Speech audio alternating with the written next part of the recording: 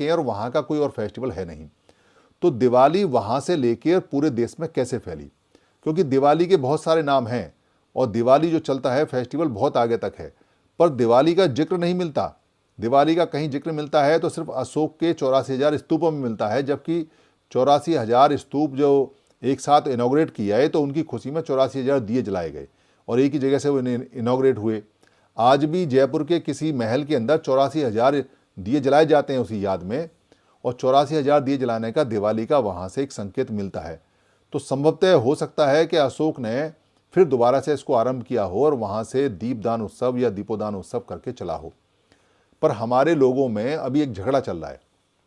झगड़ा ये चल रहा है, कुछ लोगों ने जितने भी ये फेस्टिवल हैं उनका पूरी तरह से बहिष्कार 22 प्रतिज्ञा के आधार पर वो करते हैं और स्ट्रांगली करते हैं।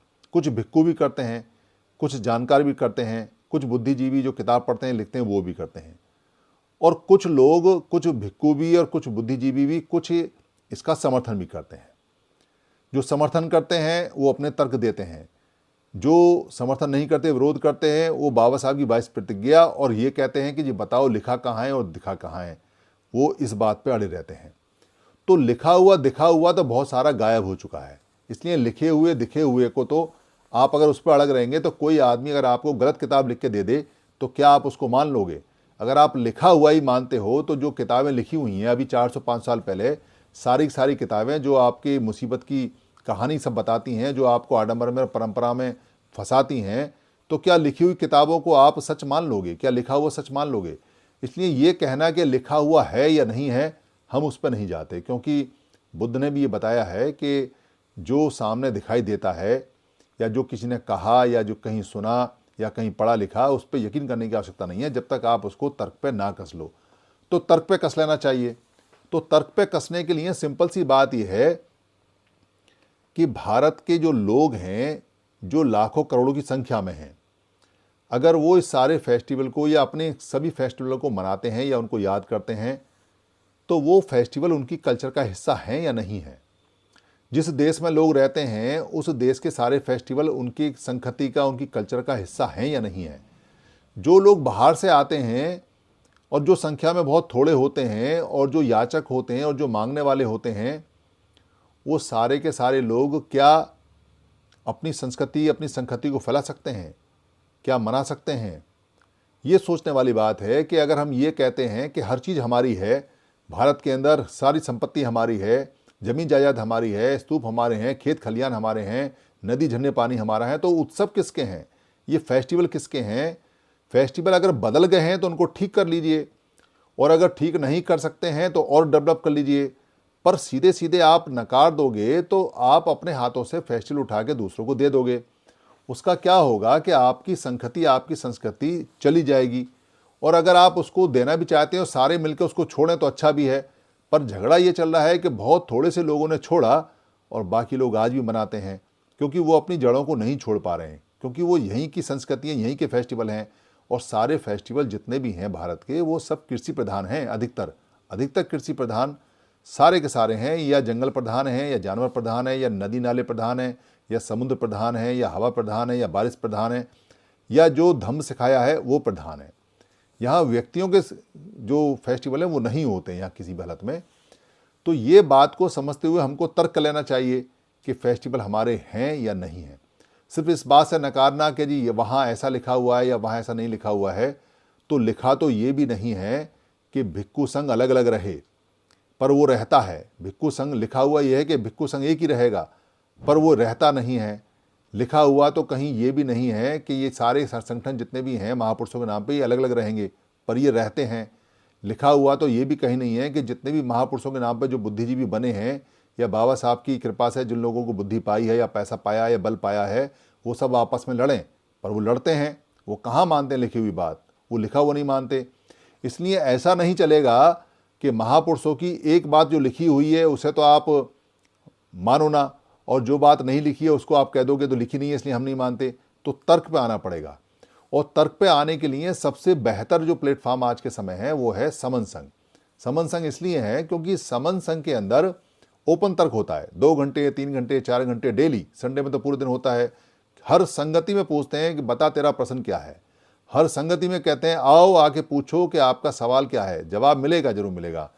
पूरे भारत में बुद्ध के बाद, बाबा साहब अम्बेडकर के बाद, संविधान के बाद, पार्लियामेंट के बाद अगर कहीं सवाल जवाब होते हैं या सवाल जवाब का जवाब मिलता है पुरानी पद्धति के अनुसार, तो वो समन संघ है।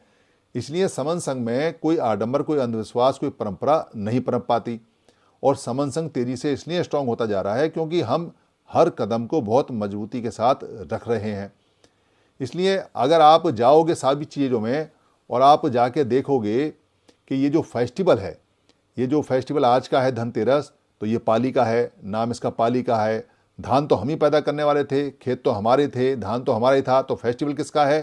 फेस्टिवल हमारा है। सोना खरीदने के लिए तो नहीं कहा हमने, चांदी खरीदने के लिए तो नहीं कहा हमने, स्टील के बर्तन खरीदने के लिए तो नहीं कहा हमने। ये चीज़ें उस समय आवश्यकता नहीं थी, पर परंपरा बन गई क्योंकि हर साल एक मिट्टी का मटका खरीदते थे, तो मिट्टी के मटके से कब पीतल का मटका हो गया पता नहीं चला।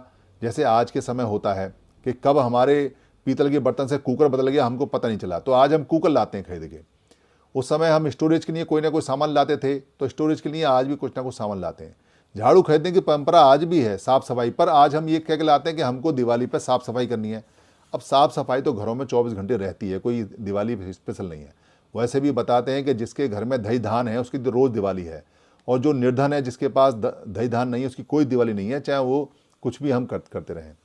तो वो फेस्टिवल यहाँ से मैच करता है। उसके बाद जो अपना अगला फेस्टिवल आता है जिसको हम बोलते हैं चतुर्दशी, यानी कि नरक चतुर्दशी, ये नर से संबंधित है, खाना तैयार करने से संबंधित है। उसके बाद जो फेस्टिवल आता है दीपावली, ये दीपावली का फेस्टिवल दीपों की आवली है, दीपों की पंक्ति लगाना है, इतना सा फेस्टिवल है, सिर्फ के दीपों की आवली लगाना है। पर इसको व्यापार में बदल दिया, और व्यापार में इसलिए बदला जाता है ताकि पूरी इकोनॉमी चल सके और व्यापारियों को फ़ायदा हो सके। वो आपकी इच्छा है कि आप इसमें कितना खर्च करना चाहते हैं कितना नहीं, पर दिवाली के समय इतना प्रचार प्रसार है दीपावली का कि लोग इंतजार करते हैं।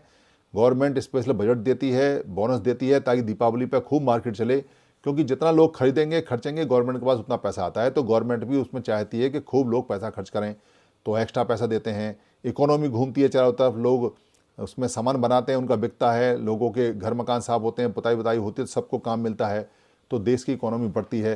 देश की इकोनॉमी बढ़ाने के हिसाब से तो ठीक है, पर वो इकोनॉमी का पैसा थोड़े लोगों के हाथ में जाता है, वो नुकसान है। इसलिए सोच समझ के अपना पैसा खर्च करना चाहिए, जो आवश्यकता है उसमें खर्च करना चाहिए।